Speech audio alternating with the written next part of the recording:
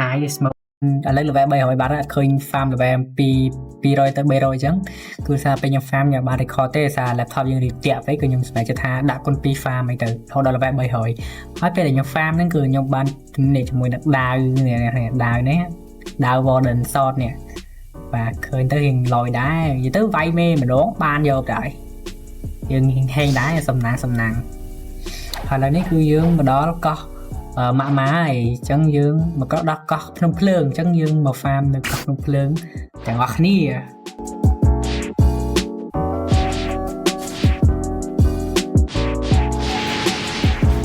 អញ្ចឹងខ្ញុំអត់ចង់ចំណាយពេលយូរទេនៅកោះម៉ាក់ម៉ានេះខ្ញុំក៏សម្រេចចិត្តថាដាក់គុណ2 farm ទៅដើម្បីឲ្យយើង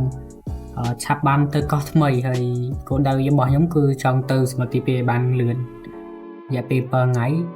ខ្ញុំអាច farm ទៅសមុទ្រទី2អត់តែឥឡូវយើងគិតថាថ្មីផុតកោះម៉ាក់ម៉ានេះសិនអញ្ចឹងខ្ញុំសម្រេចថាដាក់គុណ2 farm តែម្ដង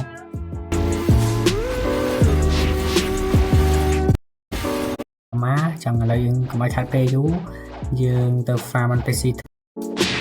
farm ឲ្យរយៈពេលយូរខ្ញុំក៏ដឹងក្បាច់មួយគឺយើងដាក់ខ្វេះហើយយើងវាយ NPC បាន7សិនបើ NPC នឹងវាយពេលវាយបាន7ហើយចាំយើងដាក់កូដគុណ2តែពេលយើងដាក់កូដគុណ2ទៅគឺយើងចំណេញ NPC បានមួយខ្វេះហើយយើងចំណេញនីតិទៀតណានេះ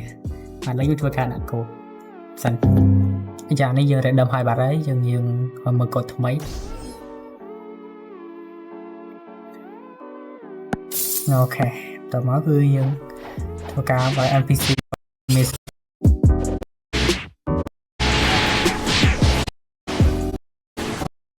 ថ្មីដែរ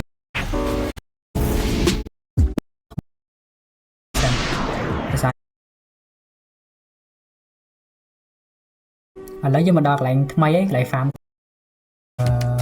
ចូល fruit អីល្អមកឈប់ទៅថាទីក្រុងនេះលុកដៃ water kung fu ណា